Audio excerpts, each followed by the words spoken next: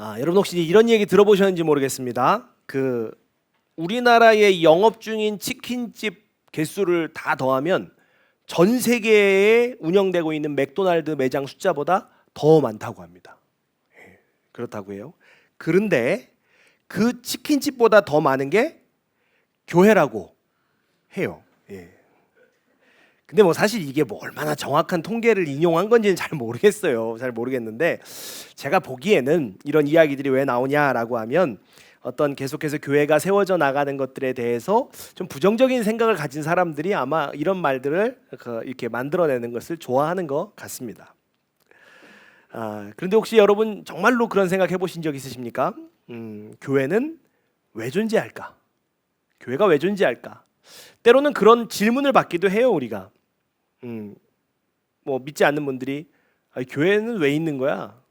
교회는 왜 이렇게 많은 거야? 이런 질문을 하죠. 그러면 우리가 때로 이제 뭐 그런 질문에 대해서 뭐라고 답도 하냐면 뭐 교회가 얼마나 좋은 일 많이 하는데 그거 모르고 그런 얘기해? 뭐 이런 얘기도 하죠. 그런데요, 가만히 생각해 보면 세상에는 이미 사람들을 돕고 섬기는 많은 조직과 단체들이 존재를 해요. 복지관도 있죠. 뭐 봉사단체도 있죠. 상담기관도 뭐 많이 있습니다. 뭐 또 같은 취향이나 같은 취미를 가지고 사람들이 함께 모여서 좋은 일을 하는 사람들도 또 많이 있죠. 심지어는요, 같은 아이돌을 좋아하는 사람들끼리 모여가지고 아이돌이 생일을 맞으면 그 생일 기념으로 기부를 한대요. 요즘도 그런 문화가 있다고 해요. 우리 어머니들의 아이돌은 누구예요? 임영웅이죠. 임영웅. 요즘 좀 다양하죠. 뭐 임영웅도 있고 뭐 무슨 닭도 있고 뭐 많더라고요. 제일 무서워요, 그분들이. 근데 이제 이 임영웅을 좋아하는 어머니들이 임영웅 이름을 가지고선요, 그 이름으로 봉사와 기부를 꾸준히 하고 있다 그래요. 그래가지고 이 평범한 개인들인데 이 사람들이 모여가지고 지금까지 한 일들 그 기부한 액수가 벌써 2억을 넘어가고 있다고 합니다. 그러니까 어쩌면 이제 이런 모습들을 가만히 살펴보면요, 세상의 단체들이 교회보다도 더 선한 일을 많이 하고 있는 거 아닌가, 더 잘하고 있는 거 아닌가, 뭐 그런 모습처럼 보이기도 하지요. 실제로 세상에요, 따뜻한 사람들도 참 많고요, 좋은 일을 하는 공동체들도 사실은 참 많이 있습니다. 그럼 우리가 이제 다시 한번 생각을 하게 되는 거죠. 도대체 하나님은 왜 굳이 교회를 세우셨을까? 왜 하나님은 지금도 이 땅에 교회를 남겨두고 계시는 걸까? 우리는 다시 한번 생각을 하게 되는 것입니다. 우리가 오늘 창립주일이죠.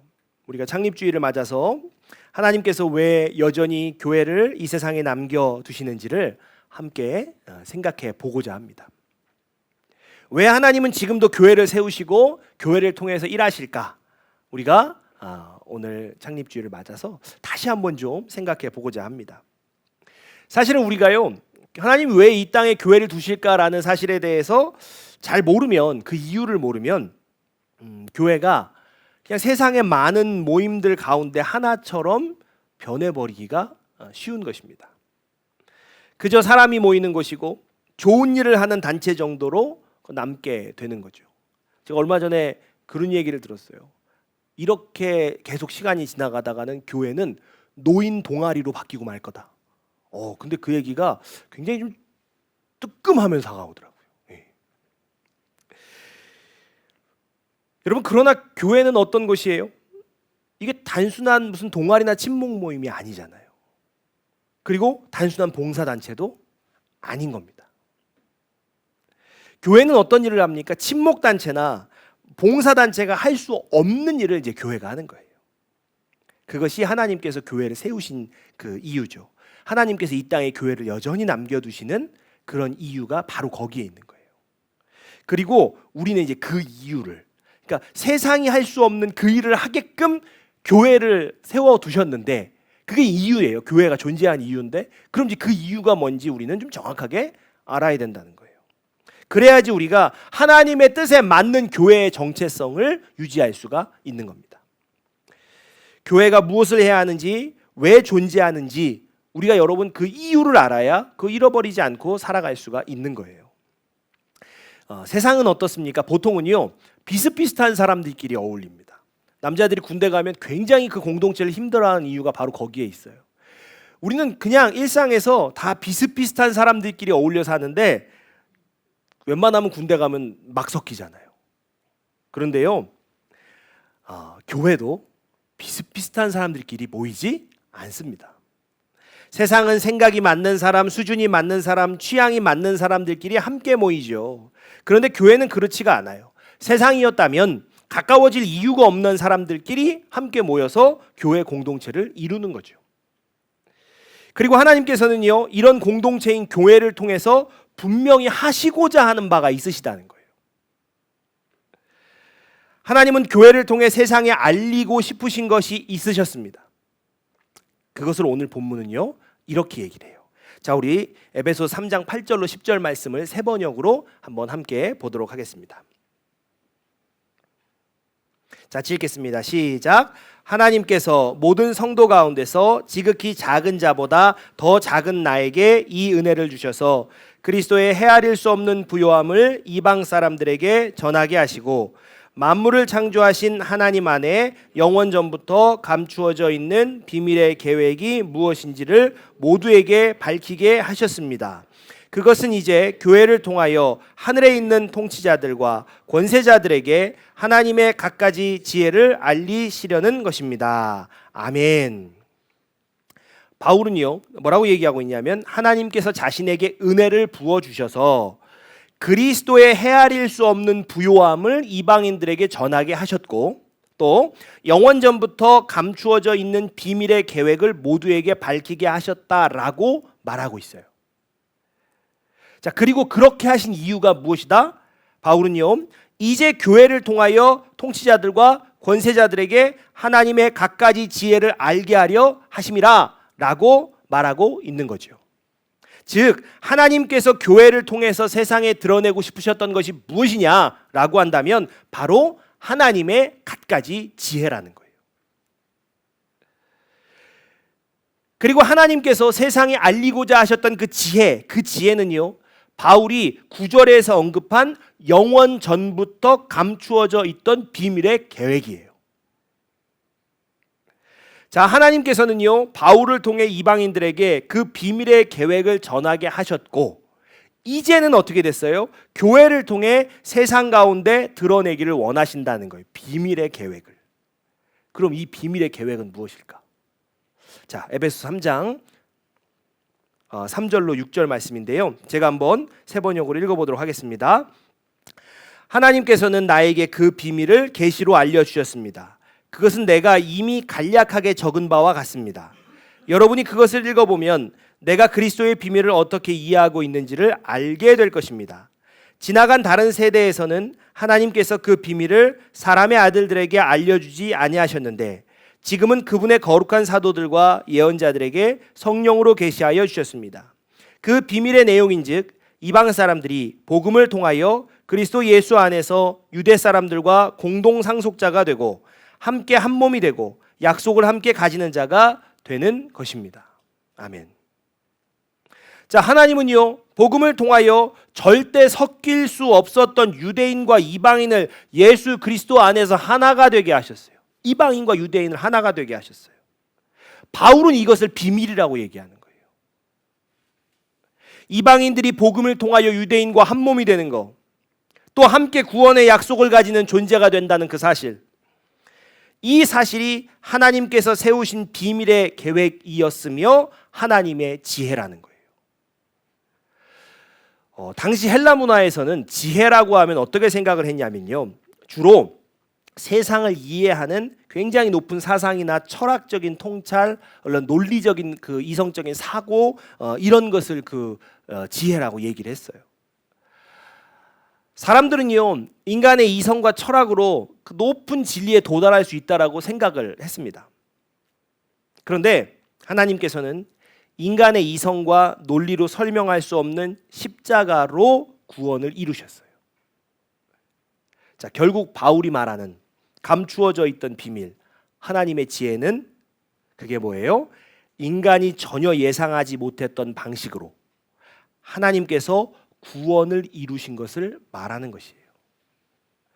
다시 한번 얘기하면 그 비밀이 뭐냐? 비밀의 계획이 뭐냐? 그 지혜가 뭐냐라고 하면 사람이 상상할 수 없는 그 방법, 그 십자가라는 방법으로 하나님께서 구원을 이루신 것이 지혜이고 비밀이라는 거예요.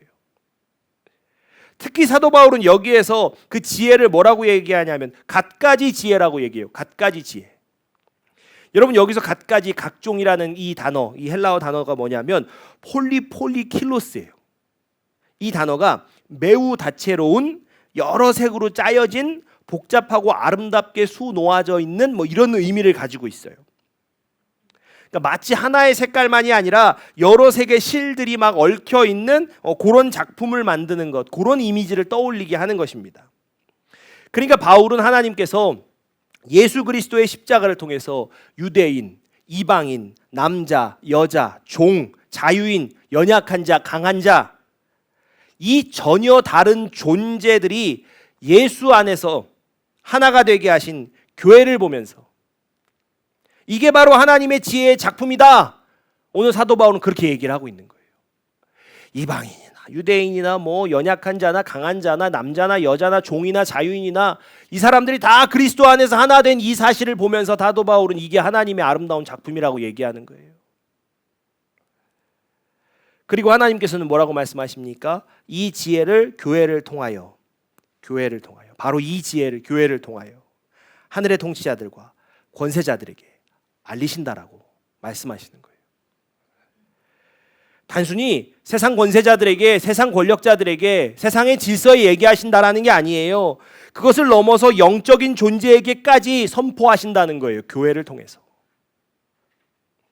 즉 하나님은 교회를 통해 온 우주와 영적 세계 앞에 하나님의 구원 계획을 나타내고 계신 것입니다.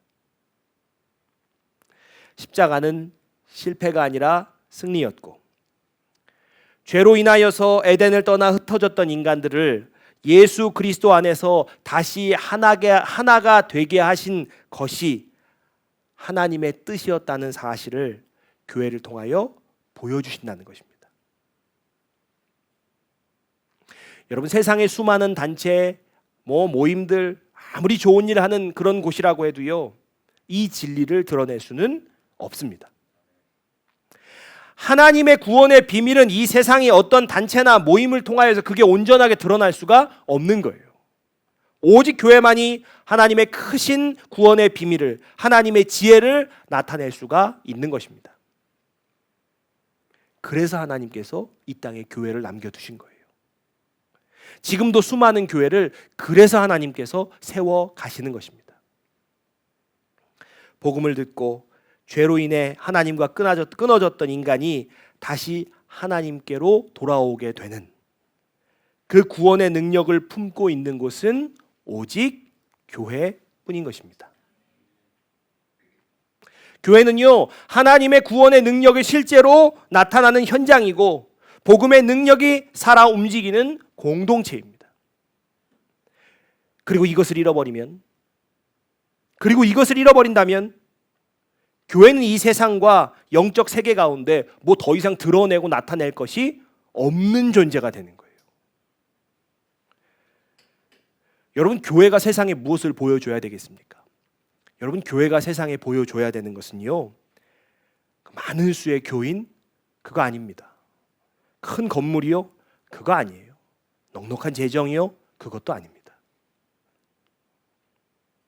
하나님께서 교회를 통하여 이 세상과 하늘의 권세자들에게 보이기 원하셨던 것은요, 여러분 그런 게 아니라는 거예요. 많은 교인, 뭐 엄청난 건물, 뭐 넉넉한 재정 그런 걸 하나님께서는 보이기를 원하셨던 것이 아니라는 거예요.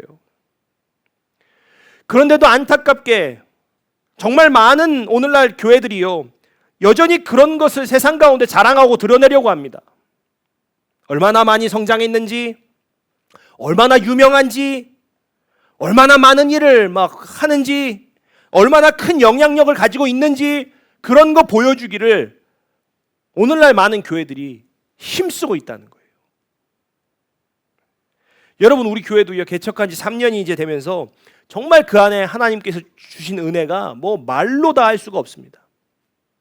하나님의 은혜가 아니면 설명할 수가 없는 축복과 성장을 우리 교회가 같이 함께 경험을 했습니다. 오늘 우리가 이제 그 비준비하신 찬양을 제가 창립주일이면 꼭 부르거든요. 왜냐면 그게 우리 교회의 말씀의 바탕이 된 찬송이고 또 그거를 우리가 처음 예배 드리는 날 그 찬송을 불렀기 때문에 잘 불러요. 그 찬송을 부르면 그 첫 예배 드리던 날도 생각이 나서 또 이렇게 부르면서부터 울컥하는 마음이 또 올라옵니다. 우리가 그 처음 공간도 없이 예배하던 그때를 생각하면 말로 할 수 없는 은혜가 이게 설명이 안 되는 거예요.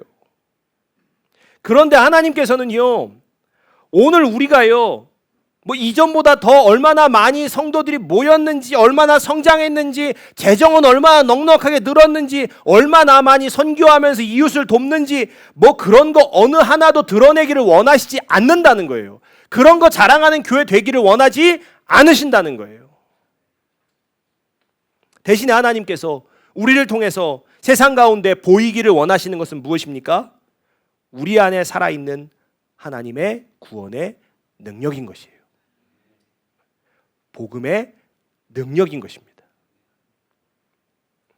죄로 인해서 하나님으로부터 다 흩어졌던 인간들이 예수 그리스도 안에서 다시 하나가 되게 하는 그것, 함께 약속을 가진 자들이 되는 그것, 함께 하나님을 예배하는 공동체가 되는 그것, 우리가 바로 그 하나님의 구원의 비밀 속에 함께 들어온 자들이 됐다는 바로 그것, 바로 이것이 하나님께서 오늘날 우리가 세상 가운데, 영적인 세계 가운데, 그 가운데 우리를 통해서 보여주고 싶어 하시는 바로 그 사실이라는 거예요. 그리고 하나님은 이러한 교회를 통해서 더 많은 사람들이 그 구원에 참여하게 되기를 원하고 계세요. 여러분, 그래서 교회는 단순히 사람을 많이 모으는 그런 공동체가 돼서는 안 됩니다. 사람의 마음을 잠시 붙잡아두는 그런 곳이 돼서도 안 됩니다. 사람들이 사람 마음, 교회가 사람들의 마음 잠시 잡아놓으려고 많은 노력하죠. 그런데요, 하나님의 구원의 능력이 아닌 다른 것 때문에 교회를 다니기 시작한다면요, 그거 결국 오래가지 못한다는 거예요. 환경이 바뀌고 감정이 식고 상황이 어려워지면 쉽게 흔들리게 되는 거예요. 왜냐하면 사람을 진짜 변화시키는 것은요, 그 분위기도 아니고요, 프로그램도 아니고 어떤 외적인 매력도 아니기 때문이에요. 사람을 하나님께로 돌아오게 하는 것은요, 오직 복음의 능력입니다. 죄인을 살리는 하나님의 능력, 그 능력만이 사람을 변화시키고 하나님께 돌아오게 하는 거예요. 그래서 진짜 전도는요, 단순히 사람을 교회로 데리고 오는 것, 그거 아니라는 거예요. 한 사람이 복음을 통해 하나님께 돌아오고 예수 그리스도를 믿는 믿음 안으로 돌아오게 하는 것, 그것이어야 된다는 거죠. 그리고 그런 역사는요, 복음의 능력, 구원의 능력이 살아있는 교회를 통해서 일어납니다. 사람이 변화되는 역사는요, 구원의 능력과 복음의 능력이 살아있는 교회를 통해서 일어난다는 거예요. 하나님은 바로 그런 교회를 세상 가운데 드러내기를 원하시는 것입니다. 그러므로 우리가 오늘 창립주일을 맞아서요, 우리가 진짜 정말로 감사해야 하는 이유는요, 단순히 우리 교회가 여기까지 잘 성장해 왔다, 그것만이 아니라는 거예요. 하나님께서 창세전부터 계획하셨던 그 구원의 비밀 안으로 우리를 불러주셨다는 사실, 여러분, 우리 그것에 진심으로 감사해야 할 줄로 믿습니다. 죄로 인해서 하나님을 떠나 있던 우리를 예수 그리스도의 십자가로 다시 하나님께 돌아오게 하셨고, 흩어져 살아가던 우리를 한 몸 된 교회로 불러주셨다는 사실, 여러분, 우리가 그것이 진짜 감사해야 되는 것인 줄로 믿습니다. 그리고 이제는 우리를 통해 또 다른 사람들이 그 구원의 은혜 안으로 들어오기를 원하고 계신다는 사실에 우리가 사실은 정말 감격하며 감사해야 할 거예요. 하나님은 우리를 통해서요, 우리 교회를 통해서 다른 이들을 구원의 능력으로 초청하기를 원하신다는 거예요. 그러므로 앞으로도 우리 교회가요, 다른 어떤 것보다 하나님의 구원의 능력을 잃지 않는 교회가 되기를 바랍니다. 사람의 방법과 외적인 것으로, 그런 것으로 사람을 붙드는 교회가 아니라 복음의 능력으로 사람을 하나님께 돌아오게 하는 교회, 예수 그리스도의 십자가를 통해 사람을 살리는 교회가 되기를 바랍니다.